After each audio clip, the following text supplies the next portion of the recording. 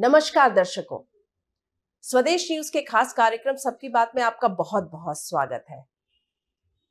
आज हमारे साथ चर्चा के लिए मौजूद हैं, वैसे तो आईएएस हैं नियाज खान जी, लेकिन साथ में नॉवेलिस्ट भी हैं और बहुत ही चर्चित नॉवेलिस्ट हैं। 7 नॉवेल्स आ चुकी है, 8वीं आने वाली है अगले महीने, और आने से पहले ही उसका जो टाइटल है वो सुर्खियों में बना हुआ है। आने से पहले ही वो लगभग बेस्ट सेलर हो चुकी है। उसका नाम ही ऐसा है, ब्राह्मण द ग्रेट। 2015 में इनको आईएएस अवार्ड हुआ था। उससे पहले की जो इनका जो सफर है, एक स्कूल टीचर से कैसे इन्होंने एग्जाम क्लियर किया, कैसे गवर्नमेंट सर्विस में आए, फिर आईएएस बने, नॉवेल्स लिखते हैं, चर्चा में रहते हैं। और चर्चा में इसलिए भी रहते हैं क्योंकि जो उनको सही लगता है वो बोलते हैं, और कहते ही है सच बहुत कड़वा होता है। चलिए हम इनसे आज बातचीत करेंगे। सर, आपका स्वदेश न्यूज चैनल में और हमारे खास कार्यक्रम सबकी बात में बहुत बहुत स्वागत है। Thank you so much madam. By profession IAS है, लेकिन हम इस एस्पेक्ट पे बाद में बात करेंगे। सबसे पहले तो हम चर्चा करना चाहेंगे आपका जो ये चर्चित एक किरदार है नॉवेलिस्ट का। 7 नॉवेल लिख चुके हैं, 8वां जो है वो उसको भी लेकर जो है लोगों के मन में बहुत कौतूहल है, उत्साह है, उत्सुकता है। एक तो टाइटल ही आपने चुना है, ब्राह्मण द ग्रेट। थोड़ा सा ये बताइए, ये थॉट कहाँ से आया, इंस्पिरेशन कहाँ से मिला? देखिए, एज अ नॉवेलिस्ट तो मैडम करीब मुझे 12 साल करीब हो गए हैं। It is almost 12 years. All of sudden, चूँकि मैं इंग्लिश लिटरेचर में एमए था, तो एक लिटरेरी बैकग्राउंड था और मैं रीडिंग का मुझे काफ़ी शौक था, नॉवेल। तो कहीं ना कहीं से इंस्पिरेशन मिला कि मैंने लिखना शुरू किया। तो शुरू में तो बहुत ही टफ रहा लिखना, मुझे विश्वास नहीं था कि मैं नॉवेलिस्ट हो सकता हूँ, क्योंकि मेरे परिवार से कोई था नहीं उसमें। लेकिन 2 साल की मेहनत के बाद पहली आई किताब मेरी ओशन ऑफ ब्लिस, जो ट्रिपल तलाक के इशू पे है। और काफ़ी उस समय जब मैं लिख रहा था ट्रिपल तलाक पे, तो उस समय इसके बारे में कुछ लोग जानते भी नहीं थे जी। लेकिन उसके बाद जब कॉन्फिडेंस आया तो लगभग हर साल डेढ़ से 2 साल में किताब आती रही मैडम। और खासकर उसमें अनटोल्ड सीक्रेट ऑफ माय आश्रम एंड लव डिमांड्स ब्लड, जो 2 किताबें थी, इन्होंने नेशनल चर्चाओं में आई और कॉन्फिडेंस से बूस्ट हुआ। और एडमिनिस्ट्रेशन जीवन के अंदर रूटीन एक बड़ा मोनोटोनस टाइप की रूटीन रहती है मैडम, कि आप जब थक हार घर में जाते हैं तो ना तो कोई क्रिएटिविटी रहती नहीं है। तो एक तरह से देखा जाए तो नॉवेल से जीवन भी दिया, एक मनोरंजन भी रहा और एक रिकॉग्निशन भी इसमें हुआ। तो थोड़ा सा एक गर्व की बात थी कि नौकरी के साथ साथ कुछ क्रिएटिव मैं कर सका। हाँ, अब जब आप प्रश्न पूछना कि बीइंग अ मुस्लिम मैंने ब्राह्मण द ग्रेट क्यों लिखा, तो निश्चित रूप से मुझे खुद पता नहीं था 1.5 साल पहले। हालांकि एक समय 3 साल पहले एक आइडिया था कि जो ब्राह्मण का एक बेहतरीन इतिहास से जानकारी थी मैडम मुझे। ब्राह्मण चाणक्य खासकर मेरे बड़े रोल मॉडल हैं, बहुत ही मुझे इंस्पायर किया उन्होंने। और करीब मैं 20-25 साल पहले उनके बारे में बहुत पढ़ा था। मुझे लगा कि एक ऐसा ब्राह्मण चाणक्य इस धरती पे हुआ है कि हिंदुस्तान में कोई रिपीट आज तक नहीं कर पाया। तो एक कहीं ना कहीं अनकॉन्शियस ब्रेन में यह सम्मान का भाव उनके लिए था। तो ये हल्का था कि मैं एक चैप्टर लूँ लास्ट बुक में, once I was black man मेरी किताब लिख रहा था मैं, तो मैंने उसको ड्रॉप कर दिया आइडिया। फिर 1.5 साल पहले पता नहीं कहाँ से अचानक ये आइडिया कि नहीं, एक अच्छा विषय तो है, क्योंकि आप देखिए 3000 साल का इतिहास आप ले लें सनातन धर्म का, तो इतने महान वेद लिखे गए, पुराण उपनिषद, और एक शानदार कल्चर रहा है, जो कि जिस समय दुनिया में कोई धर्म था ही नहीं, उस समय ऑलरेडी सनातन धर्म सरवाइव करता था। सारे वेद ईसा से 500 से 1000 साल पहले के लिखे गए थे। इसके अलावा जब दधीची को ले लें, वेद मुनि व्यास को दे दे, जिन्होंने पूरा का पूरा जितने भी आपका लिटरेचर है, जो आपका धर्म जितने शास्त्र हैं, सबको कंपाइल किया उन्होंने। फिर आप ले लें सुदामा जी को ले लें, कृष्ण उनके परम दोस्त थे, लेकिन क्या नहीं मांग सकते थे, लेकिन झोपड़ी में रह करके बेचारे वो अपना जीवन यापन करते थे, जो एक दुनिया को सिखाया कि ब्राह्मण क्या होता है, एक ऑनेस्टी का मूर्त रूप होता है। चाणक्य ने भी एक ऑनेस्टी का वो मॉडल दुनिया को दिया है कि खुद प्राइम मिनिस्टर रह करके चंद्रगुप्त मौर्य के जो खुद का शिष्य था, उन्होंने खुद एम्परर बनाया था, लेकिन खुद जो है एक सादा जीवन जिया करते थे। इसके अलावा दधीच जी का देखा कि उन्होंने अपनी हड्डियां तक दान कर दी इंद्र को लिए। तो एक ब्राह्मणों का एक शानदार इतिहास रहा है और हजारों साल तक भारत की पृष्ठभूमि अगर कहा जाए हिस्ट्री ऑफ इंडिया या हिस्ट्री ऑफ ब्राह्मण्स, तो इसमें कोई अतिशयोक्ति नहीं, क्योंकि पूरा स्ट्रक्चर ही ब्राह्मण्स का खड़ा रहा है। आज भी आप देख लीजिए जन्म से लेकर मृत्यु तक कोई ऐसा नहीं कह सकता कि बिना ब्राह्मण के मेरा काम चल सकता है। तो ये इंस्टीट्यूशन इतना इंपॉर्टेंट है, इतना महत्वपूर्ण थे ब्राह्मण इस परिदृश्य में कि इनको हम भुला नहीं सकते। तो निश्चित रूप से किताब तो बहुत पहले आ जानी चाहिए थी मैडम, मुझे लग रहा है किताब क्यों नहीं आई आज़ादी के बाद। एक बुक इनके इतिहास पर आई ताकि लोग झांके, तो मॉडर्न जनरेशन तो काफ़ी कुछ दूर हो गई हमारे जो भी गौरवशाली इतिहास रहा है। मुझे लगा नहीं, बीइंग अगर मुस्लिम हूँ तो पहले मुझे लगा कि मुझे लोग एक्सेप्ट करेंगे नहीं करेंगे, लेकिन जब इसके किताब का मैंने पेज रिलीज किया तो जो कमेंट्स या जो सम्मान अभी लोग दे रहे हैं मुझे, तो मुझे लगता है कि वाकई मुझे किताब तो लिखना ही था। और संभव तो हो सकता है कि मैं उस रिलीजन को फॉलो नहीं करता हूँ, तो एक क्यूरियोसिटी उसके अंदर लोगों के अंदर हो, तो ये सोचकर मुझे लगा कि नहीं, मैं एक ऐसा लिटरेरी वर्क लेकर के आऊँ जो एक ब्राह्मण्स के अचीवमेंट को बताए, एक रास्ता भी खोले। और आज के दुनिया में जब मॉडर्नाइजेशन का दौर चल रहा है, पूरी धरती क्लाइमेट कैटास्ट्रॉफी या जहाँ पे धरती के पर्यावरण के विनाश की बात चल रही है, जहाँ पे एक शानदार वेद है हमारे पास इस देश के अंदर, तो इस धरती को हम किस तरह से उस तरह से ले जाएं और सेंट्रल भूमिका पे रख करके ब्राह्मण्स को किस प्रकार से हम एक इसमें परिवर्तन ला सकते हैं, और फिर से हम अब धरती को अपने संस्कृति के साथ रख करके वही हमारे गौरवशाली इतिहास को दोहरा सकते हैं, वो क्षमता है। और उस रूप में ब्राह्मण एक लीड रोल उसमें प्ले कर सकते हैं। कई लोग तो ब्लेम करते हैं जैसे कि ब्राह्मण्स जो हैं उन्होंने जो सोसाइटी में जो डिवीजन हुआ, जो क्लास डिवीजन हुआ 4 भाग में, उसको ब्राह्मण्स को ब्लेम करते हैं। तो आप क्या सोचते हैं? देखिए मैडम, आप वर्ण व्यवस्था की कह रही हैं बात, तो मैंने अध्ययन किया है और जो भी उसका एंशिएंट रहा है कि भगवान ब्रह्मा के नहीं 4 अंगों को जन्म दिया और ब्राह्मण सर्वश्रेष्ठ मुख से उनका जन्म हुआ, एक विशेष कर्तव्य उनको दिए गए समाज के। एक्चुअली वर्ण व्यवस्था वर्क ऑफ डिवीजन था मैडम। आज के ज़माने में हजारों वर्क ऑफ डिवीजन हो गए, उस समय कुछ काम रहा करते थे, लिमिटेड किया करते थे, लेकिन उस समय नफरत का भाव नहीं था उसके अंदर। और यदि कोई बहुत इंटेलिजेंट व्यक्ति था और सबसे नीचे वर्ण में हो तो मूव करके अपने गुण से ऊपर जा सकता था वो। कालांतर में ये बर्थ से जोड़ दिया कि यदि आपने एक घर में जन्म ले लिया है तो आपकी सीमाएं बंद गई या उसी में रहेंगे। तो बेसिकली इसमें समय के साथ साथ इसने एक अपना खराब रूप धारण किया मैडम। अदरवाइज तो ब्राह्मण तो प्रेम का प्रतीक रहा है, प्रेम की गंगा बहाता था। इतिहास देख लो, कब ब्राह्मण बेचारा तलवार लेके चलता रहा होगा, उसने तो हमेशा देश हित में ही क्षत्रियों को अच्छा मार्गदर्शन दिया होगा, प्रेम की गंगा बहाई होगी, सबको आशीर्वाद ब्राह्मण ने दिया है। तो जो ये हमारे अंदर आज कमियां आई हैं मैडम, तो उसमें सुधार भी हो सकता है अगर आज दुनिया बदल रही है। लेकिन इसका मतलब ये नहीं कि अभी जो मैं जनरली कमेंट में पढ़ते रहता हूँ, आप यूट्यूब या सोशल मीडिया पर चले जाएं तो एक जो अपमान करने का एक दौर सा है सोशल मीडिया पे ब्राह्मण्स के प्रति, तो थोड़ा उससे मैं भी दुखी हूँ कि केवल ब्लाइंडली अगर किसी ने गलती की है 1000 साल पहले, तो वर्तमान जनरेशन को तो आरोप लगाना ठीक नहीं है, उनके इतिहास में झांके। दूसरा उद्देश्य मेरा ये भी था कि हो सकता है मेरी किताब के अंदर से ये भी मैसेज दे कि नहीं, जो ये नफरत की बात नहीं है, ब्राह्मण के मार्गदर्शन देश से पुनः प्रेम का संचार हो सकता है, देश विकास की ओर जा सकता है। देश का हर नागरिक भगवान ब्रह्मा की तो संतान है, हर कोई है, इसलिए ये कहना गलत नहीं है। और यदि कहीं कुछ घटनाएं इस तरह से होती हैं तो जनरलाइजेशन नहीं किया जा सकता मैडम, अगर कुछ घटनाएं ऐसी हुई लेकिन आपको लगता है चूंकि आप मुस्लिम कम्युनिटी से हैं, आपने ये वाली किताब लिखी है ब्राह्मण के ऊपर और उनको टाइटल ही है द ग्रेट, आपको ऐसा तो नहीं लगता है कि आपकी कम्युनिटी जो माना जाता है कंजर्वेटिव कम्युनिटी है, उसमें उसको दिक्कत रहेगी आपकी इस किताब से? देखिए मैडम, मैं नेक्स्ट बुक मेरी मुसलमानों पे ही, इस्लाम पे ही आ रही है मेरी। जब भी नेक्स्ट किताब पे लगभग मैं काम कर रहा हूँ तेजी के साथ, तो मैंने इस्लाम का कंपैरेटिव स्टडी किया है और पूरी दुनिया में कहाँ पे इस्लामों के जो मतलब जो एक रिलीजन है उसका कल्चर क्या है, उसकी किस प्रकार से मेंटल सेटअप लोगों का है अलग अलग, उसका भी अध्ययन किया है। भारत में आप देख लीजिए मैडम, मोहन भागवत जी बार बार कहते हैं कि हम सब तो इतिहास हमारा, आप सब लोग एक ही थे, समय के साथ बाहर से रिलीजन आए हैं, लेकिन हिंदुस्तान का मुस्लिम बहुत ही टॉलरेंट है मैडम सबके साथ। आप देखिए कितने, कई बार अभी मैं कहीं पढ़ रहा था कि हाल में एक कार्यक्रम हिंदू धर्म का होना था, पूरे खेत में फसल लगी थी, उन्होंने पूरी जमीन अपनी दे दी कि नहीं आप तो अपना यहाँ पे यज्ञ या जो भी धार्मिक काम वो करिए जा करके। कई बार अगर कोई आगे पीछे नहीं तो हिंदुओं के दाह संस्कार के लिए मुस्लिम जाते हैं इकट्ठा होकर।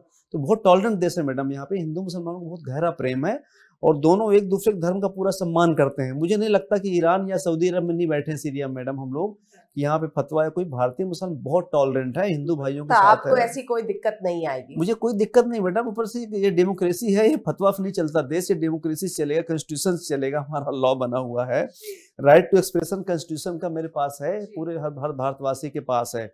और दूसरी चीज जहां तक है कि इंडियन मुस्लिम तो बहुत ही टॉलरेंट हैं, सबको लेके चलते, सबके लिए उनके मन में प्रेम रहता है मैडम। आपकी एक किताब बहुत इंटरनेशनल जो है वो फेम चर्चित रही, आपने अबू सलेम के ऊपर लिखा था। मैडम मैंने जब अबू सलेम के बारे में, मैं उसे गांव रिसर्च करने भी गया था, आजमगढ़ गया था मैडम, पूरा दिन मैंने गांव में रिसर्च किया, कहाँ उसने पढ़ाई की, कहाँ मैकेनिक था वो मोटरसाइकिल की दुकान में, कहाँ मदरसे में पढ़ा, वहाँ भी रिसर्च किया मैंने, काफ़ी कुछ पढ़ा।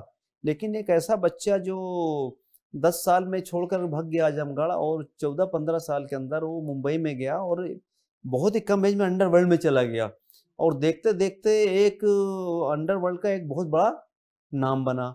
और शिक्षा कोई कहता है वो तो अनपढ़ है, कोई कहता है 6वीं पढ़ा है, कोई कहता है 8वीं पढ़ा है। उसके बाद वो 6 माह तक अफ्रीका में छुपता रहा, यहाँ से वहाँ मुनका वेदी के साथ मैडम, लेकिन पुलिस नहीं पकड़ पाई पूरे अफ्रीका के अंदर। तो मुझे लगा कि एक व्यक्ति गांव से निकला हुआ और अंतर, उसके अलावा जब अमेरिका में गया, शिकागो में उसने बिजनेस अपना डाल लिया, शानदार बिजनेस कर लिया। तो मैंने कहा नहीं, एक इसकी जिंदगी पे किताब बनती है, लेकिन मैं इसको लव एंगल से उठाऊंगा मुनका वेदी के साथ, कि ठीक है वो अंडरवर्ल्ड में था और जब मुनका वेदी से इसका रिलेशन बना तो उसने अपनी पहचान छिपाई, उसने नहीं बताया कि मैं अंडरवर्ल्ड से हूँ। तो एक तरह बेचारी वो भी धोखा में रही, लेकिन बाद में सब चीजें आई। तो उसके ऊपर से मैंने उस किताब में भी लव डिमांड्स ब्लड में भी शिक्षा दी है मैडम, कि देखिए अंडरवर्ल्ड या देशद्रोह अच्छा कभी भी नहीं होता जिंदगी में, उसका परिणाम खराब होता है। और उसके पीछे भी हालांकि थोड़ा सा मेरा विरोध हुआ था अबू सलेम पे लिखने पे, धरना प्रदर्शन भी मेरे खिलाफ हुआ था, पर फाइनली जब किताब आई, जब उसके अंदर आप जाएंगे तो लगेगा देशभक्ति का एक संदेश दिया गया है कि हम देश के अंदर रह के हमें इंटरनेशनल मोनिका एक्टिविटीज बेदी में। ने आपसे कांटेक्ट किया? जी मैंने से कांटेक्ट नहीं किया था मैडम, उन्होंने नहीं किया था, लेकिन ऑलरेडी मेरे पास इतना मटेरियल था, लेकिन ऊपर से फिक्शन वर्क और फिक्शन था मेरा, तो मुझे बहुत ज्यादा उनकी रियल लाइफ की आवश्यकता नहीं थी, क्योंकि 70% तो मेरा फिक्शन का वर्क था, 30% रियल जिंदगी थी।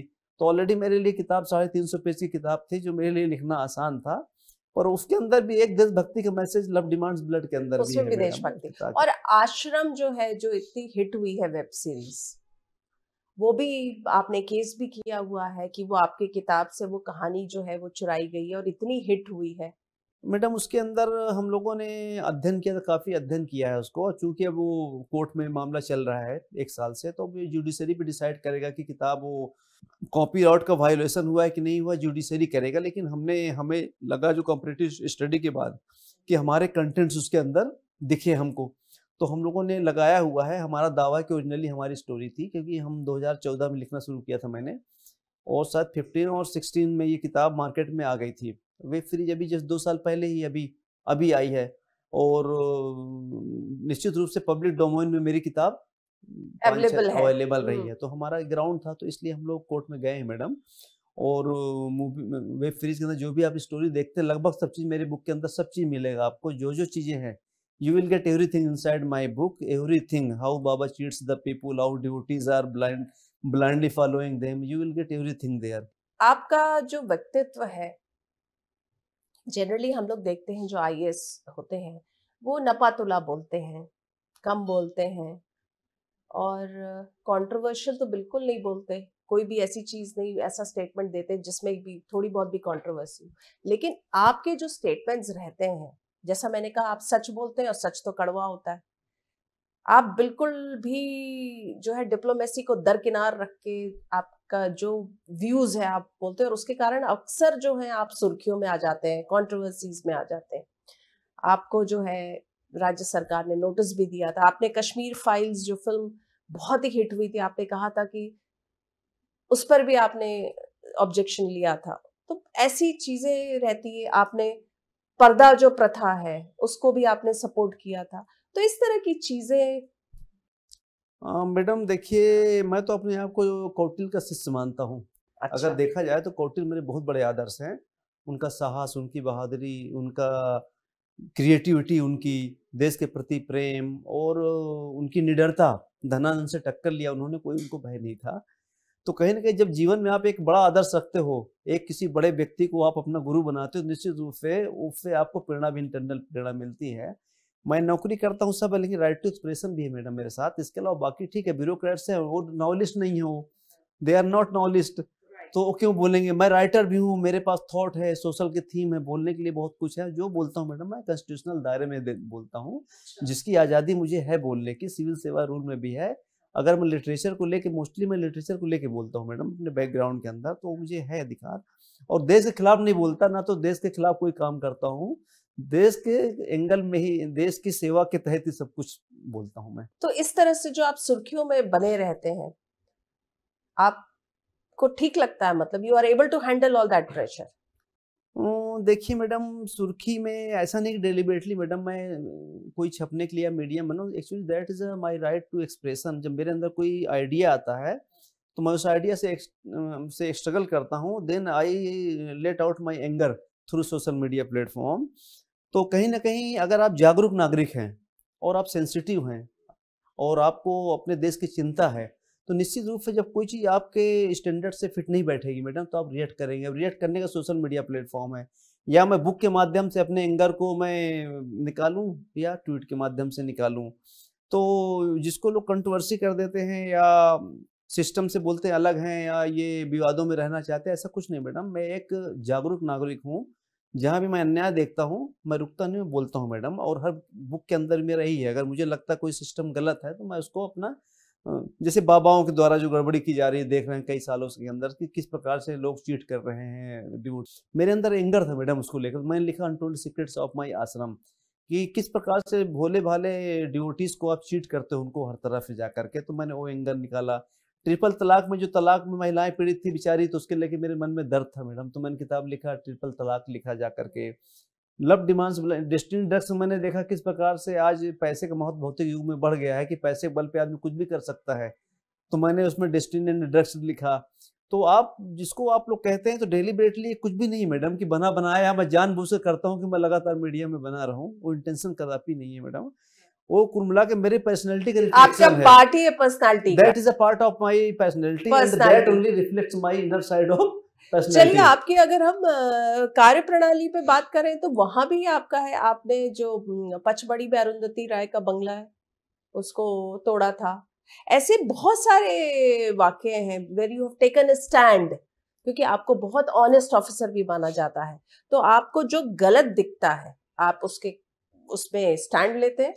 देखिए मैडम, मैं अरुंधति राय मैडम का बहुत सम्मान करता हूँ। प्रदीप किशन साहब उनके हस्बैंड हैं, और केवल एक मामला नहीं था, पचमढ़ी के 4 बंगले ऐसे थे जिसमें एक डीओपी था और एक फिल्मी हस्ती का और बंगला था। तो एक गरीब सा आदिवासी था विजय सिंह, बेचारा मेरे पास रोते गाते आया कि सर 20 साल से मेरी जमीन पर रोड बना लिया इन लोगों ने, बड़े बड़े लोगों ने, और मैं जा नहीं पा रहा हूँ। तो मैंने सिर्फ इतना किया मैडम कि उसमें पूरी जांच करवा के मैंने एक्शन लिया, और जो सही था मैंने ये नहीं देखा कि अरुंधति राय किसका है। मुझे जमीन खाली करानी थी आदिवासी की, मैंने खाली कराया उसको, जबकि 20 साल से वो केस पेंडिंग था एसडीएम न्यायालय में, कोई उस गरीब को न्याय नहीं दे रहा था। इसी प्रकार से यहाँ पे आप नवाब, हालांकि नवाब पटौदी जी भी बेचारे दुनिया में अब नहीं, सैफ अली खान के फादर, तो हमारे भारतीय टीम के कप्तान, मैं वक्फ बोर्ड का सीईओ था, तो कुछ वहाँ भी रेवेन्यूज ड्यू था करीब 2 साल तक। तो कार्रवाई मैंने तब की रेवेन्यू वसूलने की मैडम जब उसके अंदर आप 12 नोटिस के बाद राशि मेरी जमा नहीं कराई गई। इसी प्रकार से दिन रात माइनिंग माफिया हमारी पूरी नदियों को खोद रहा है, तो मैंने 8 करोड़ का जुर्माना किया उनके ऊपर।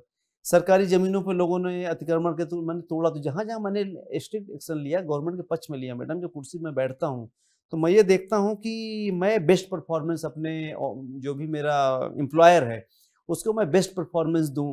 तो चूंकि ऐसा कोई नहीं करता है, कुछ लोग करते हैं, तो उनको लोग कभी सिंघम, कोई पता नहीं क्या क्या नाम बोलता है, जबकि एक्चुअली ड्यूटी है हमारी मैडम। वो सिंघम जैसी कोई चीज नहीं है, गवर्नमेंट के अंदर कोई ऐसा पद ही नहीं कि सिंघम किसी को, बट आपकी ड्यूटी है। लेकिन आप जो ड्यूटी करते हैं उसके कारण आपके तो अनगिनत पोस्टिंग्स हुए हैं, लगातार आपके जो है ट्रांसफर होते हैं। कोई बात नहीं मैडम, मैं तो नौकरी में, मुझे जब आया था तो मुझे शर्त ये थी कि एमपी में कहीं नौकरी करोगे आप, एक शर्त है, एमपी के बाहर मैं जा नहीं सकता था। तो ठीक है, गवर्नमेंट का मुझे जहाँ एमपी में तो भेजेगी मुझे, पर जहाँ जहाँ गया मैंने मेहनत से ड्यूटी की, देश की सेवा की पूरे सच्चे मन से।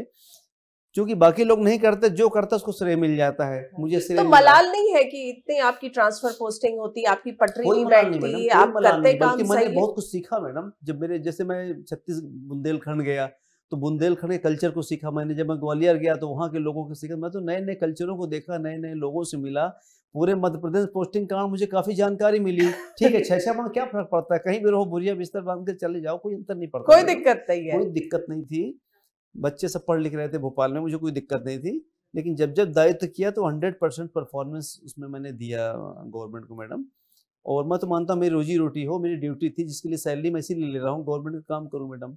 तो मैं उसे अपने व्यक्तिगत अचीवमेंट नहीं मानता हूँ, गवर्नमेंट का अचीवमेंट है मैडम। आपकी जो पृष्ठभूमि है, आप एक स्कूल टीचर थे, उसके बाद आपने लगातार पढ़ाई की, मेहनत की और फिर आपने क्रैक करके आप गवर्नमेंट उसमें आए। तो ये पूरा जो आपका स्ट्रगल है, थोड़ा इसके बारे में बताइए। मैडम मैं एक ऐसा नाम लेने जा रहा हूँ, शायद किसी इंटरव्यू में पहली बार मैंने बताया था, मुझे याद आ गया। एक स्वेट मार्टिन, बहुत बड़े थिंकर थे अमेरिका के, स्वेट मार्टिन। तो करीब मैं छोटा रहा हूँ, 14-15 साल का था जब मैं, तो ये मुझे एक हमारे पड़ोसी के यहाँ एक कचड़े में कुछ किताबें पड़ी थी, तो ये बुक मुझे लगी स्वेट मार्टिन की, तो मैंने उठा ली उसको, जबकि एक किना उसका कोना किसी ने मतलब कीड़ों ने खा लिया था। तो जब उस किताब को मैंने मैडम जिस दिन पढ़ा तो मैं बदल गया किताब पढ़ने के बाद। उन्होंने कहा था कि हर इंसान के अंदर वो प्रतिभा छुपी जो कुछ भी कर सकता है, कुछ भी कर ले इंसान डिटरमाइन करके। वो मेरे अंदर एंटर कर गई बात अनकॉन्शियस ब्रेन में। फिर मैंने पूरी जिंदगी उसी एंगल से काम किया, मैं कुछ भी कर सकता हूँ। तो मैंने मैडम उस पर चलकर, तो मैं जो हूँ एक्चुअली में स्वेट मार्टिन की किताब अगर नहीं पढ़ता और चाणक्य जी की जिंदगी मेरे जीवन पे इतना गहरा पड़ा, तो दो लोग, एक चाणक्य जी, स्वेट मार्टिन अमेरिकन थिंकर, इन दो लोगों ने मुझे बनाया। अदरवाइज मैडम मैं बहुत ही कॉमन बैकग्राउंड से था, मैं ये नहीं रहता। मैं इन दो लोगों ने मुझे बनाया और किताबों ने बनाया। इसीलिए कहना किताब हम पढ़ते रहे मैडम, किताब से व्यक्तित्व का विकास होता है। कौन सी किताब आपके अंदर के दरवाजे छुपे हुए टैलेंट के खोल दे। इसलिए हर व्यक्ति को किताब पढ़ना नहीं छोड़ना चाहिए। मैं आज जो हूँ किताब का प्रोडक्ट हूँ मैडम। अगर मैं बुक्स नहीं पढ़ता तो आज मैं इस कुर्सी पर नहीं बैठता। जिस बैकग्राउंड से मैं आया था, छोटे मैं मैडम वहीं रहता। केवल किताबों ने मुझे आज यहाँ आपके सामने बैठाया है। चलिए, किताबें तो बहुत पढ़ते हैं, और क्या करते हैं? मैडम देखिए, मेरा तो बेसिकली हॉबी तो राइटिंग का है, और गवर्नमेंट जॉब तो अपने आप में पूरे दिन का रहता है मैडम, जहाँ पे आप इतना पजल्ड शाम तक हो जाते हो ना कि बहुत ज़्यादा आपके लिए स्कोप बचता नहीं उसमें। और अगर ये समय हम निकाल लेते लिटरेरी वर्क के लिए, तो फिलहाल मुझे लिटरेरी का शौक, थोड़ा बहुत फोटोग्राफी का शौक है, बीच में साइकिलिंग भी करता था मैं। और मूवी देखने का, हॉलीवुड की मूवी देखने का मुझे बहुत शौक है मैडम। मोस्टली मैं हॉलीवुड की मूवी देखता हूँ मैं, और लिखता हूँ, बस है, बाकी नौकरी चल रही है। सर, बीच में मैंने पढ़ा था कि आप एक बार थोड़े से, वैसे तो आप बहुत, यू साउंड वेरी पॉजिटिव, लेकिन बीच पे शायद थोड़े से आप निराश हो गए थे और आपने शायद ट्वीट किया था कि आप कोई ऐसी जगह हो, जंगल हो, जहाँ शांति हो, आप वहां रहें, वहां पोस्टिंग आपकी हो जाए। तो ये क्या थॉट था? नहीं मैडम, एक्चुअली पोस्टिंग मैंने बात नहीं की थी। एक्चुअली मारिया मोरांडी करके एक कैरेक्टर है मैडम, इटली के हैं। वो करीब 30 से 35 साल वो एक आइलैंड, सार्डिनिया आइलैंड इटली में, वहाँ अकेले रहे। वो ह्यूमन बींग से कट के अकेले रहे पूरा 35 साल तक। और जब उनसे पूछा गया कि आप मानव के साथ रहोगे क्या, चलिए, तो बोले मैं इंसान के साथ नहीं रहना चाहता, मैं प्रकृति से बात करता हूँ, प्रकृति बीच में। बीइंग राइटर मुझे इतना अच्छा लगा कि हमारे लिए समाज क्यों चाहिए मैडम। भाई समाज के अंदर आप देखते हो सुबह से, हमारा समाज के अंदर आप ध्यान से अगर देखें तो आप कितना स्ट्रगल करते हैं कि हर कोई भौतिकवाद के पीछे दौड़ा हुआ है मैडम। सबके अपने अपने स्वार्थ है, हर कोई एक दूसरे को चीट कर रहा है, इंसानियत तेजी के साथ खत्म हो रही है। जिस तरफ देखें वहां पे कोऑपरेशन लोग को नहीं मिलता है, अच्छी चीजें लुप्त हो रही है। मुझे लगा कि समाज की आवश्यकता क्या है। काश मुझे अगर मोरांडी जी जैसे अगर अवसर मुझे भी मिल जाए कहीं रहने के लिए सार्डिना आइलैंड के पास, तो मुझे बहुत अच्छा लगेगा। तो एक मेरे दिल की एक मतलब वो एपिसोड पढ़ के उनके जीवन में मैडम, मेरे अंदर इतना वो चीज उतर गई कि काश मुझे जीवन अगर मुझे मिल, तो मैं सक्षम हूँ कि बिना सोसाइटी में रह सकता हूँ। आप अकेले रह सकते हैं। That was reflection of my soul, of my inner, that I expressed in my tweet. आप ने बहुत सारे जो है विषय पे खुल के बातचीत की। जाते जाते आप हमारे दर्शकों को क्या कहना चाहेंगे? देखिए मैडम, मैं जो सबसे बड़ा मैसेज खासकर तो मैं ही बताऊंगा कि ब्राह्मण द ग्रेट जो 8-10 दिन के अंदर लोगों को अमेजन पे अवेलेबल बुक हो जाएगी मैडम। आप ई बुक में पढ़ सकते हैं, और हार्ड कॉपी भी। और ट्विटर पे काफ़ी पूछ भी रहे हैं लोग, काफ़ी मैसेज आ रहे हैं, सब किताब कब आ रही, कब पढ़ने को मिलेगी। तो 10 दिन के अंदर तो ये आ जाएगी। लेकिन मेरा इस बुक में ब्राह्मण द ग्रेट, ठीक है, ब्राह्मण तो फोकस पे है मैडम, सेंटर पे है, लेकिन जो सबसे बड़ा मैंने देश को मैसेज दिया, एनवायरनमेंट को लेकर दिया है कि पर्यावरण के लिए हम क्या करें। क्योंकि जिस तरह से आज पर्यावरण हम भौतिकवाद की ओर बढ़ रहे हैं मैडम, ये CFC गैस हमारे एटमॉस्फेयर में बढ़ रही है, और ये टेम्परेचर धरती का बढ़ने वाला, जहाँ रहना मुश्किल हो जाएगा, पानी खत्म हो रहा है, बाढ़ आ रहे हैं, अगर धरती को हमने नहीं बचाया मैडम, तो ये समझिए कि हमारी जनरेशन ही आगे आने वाले समय। मैंने इसीलिए इसमें एक चैप्टर स्पेशली डेडिकेट किया है ब्राह्मण द ग्रेट में, रिटर्न टू नेचर, प्रकृति की ओर लौटें। जिस प्रकार से ऋषि मुनि हमारे थे, जिस समय ब्राह्मणों का जो मॉडल था कि कम से कम भौतिकवाद रहे हमारे पास, कम से कम चीजें रहें, हम अधिक से अधिक अध्ययन करें, वृक्षों की पूजा करें, नदियों की पूजा करें, पेड़ों की पूजा करें, पर्यावरण को हम प्रदूषित न करें। तो मेरा उद्देश्य ये भी किताब के अंदर से कि यदि हर भारत का नागरिक अपनी आवश्यकताओं को बैठकर सोचे कि हम देश से बोझ न बने, धरती माँ पे बोझ हम न बने। मेरे पास अगर 2 किलोमीटर जाना तो मैडम मैं साइकिल से जा सकता हूँ, बेस्ट कन्वीनियंस है, मैं ऑटो ले लूँ, मैं क्यों अपने घर पे 4 गाड़ियाँ रखता हूँ। अगर मेरा काम हो सकता है एक मोटरसाइकिल, मैं 4 व्हीलर क्यों रख रहा हूँ। यदि कपड़े में 2 पहन सकता हूँ, 3 4, तो मैं 10 कपड़े क्यों रख रहा हूँ। अगर पानी 1 बाल्टी में 2 बाल्टी क्यों फेंक रहा हूँ। अगर हर व्यक्ति इतना सोचना शुरू कर दे तो हम आंशिक कंट्रीब्यूशन करके, आप वेजिटेरियन बन के कंट्रीब्यूट कर सकते हैं। नॉन वेज से मैडम सीएफसी गैस डिस्चार्ज होती है एयर में, जो भी हमारे उसको पर्यावरण को डिस्ट्रॉय कर रही है। तो मैं ये बताना चाहता हूँ ब्राह्मण द ग्रेट के साथ साथ कि हर व्यक्ति रिटर्न टू नेचर पे जरूर फोकस करें, जिंदगी पे अपने अमल करें, ताकि हम इस धरती माँ को बचा सकें और फिर से हमारे वेदों की रक्षा हो सके। और धरती प्राचीन काल में जिस प्रकार से एक सब कल्चर था हमारा, धरती हमारी हरी भरी थी, वैसे इस धरती को बनाया जा सके। बिल्कुल, बहुत अच्छा आपने ये संदेश दिया है, क्योंकि एनवायरनमेंट जो है इस वक्त जो है बहुत इंपॉर्टेंट इशू भी है। आप स्वदेश न्यूज के चैनल में आए, आपने सबकी बात में इतनी विस्तार पे बात की और बहुत बेबाक आपने बात की। आपका बहुत बहुत धन्यवाद और हमारी शुभकामनाएं आपके साथ। थैंक यू मैडम, आपको इन्वाइट करने के लिए बहुत बहुत धन्यवाद आपका। तो दर्शकों, इस बार के एपिसोड में हमने बात की आईएएस नियाज खान से, जो कि एक बहुत ही वेल नोन नॉवलिस्ट है। उनकी जो अभी नई किताब आ रही है ब्राह्मण द ग्रेट, ऑलरेडी चर्चा का विषय है। लोग इंतजार कर रहे हैं कि कब वो आएगी, क्योंकि ये ऐसा टॉपिक है जिसमें बहुत कम लोगों ने लिखा है और इतने रिसर्च के और इतने बेबाक तरीके से लिखा है। तो इस बार के एपिसोड में बस इतना ही। अगले हफ्ते में एक बार फिर से मुलाकात करेंगे एक नए मेहमान के साथ। तब तक के लिए दीजिए हमें आज्ञा। नमस्कार।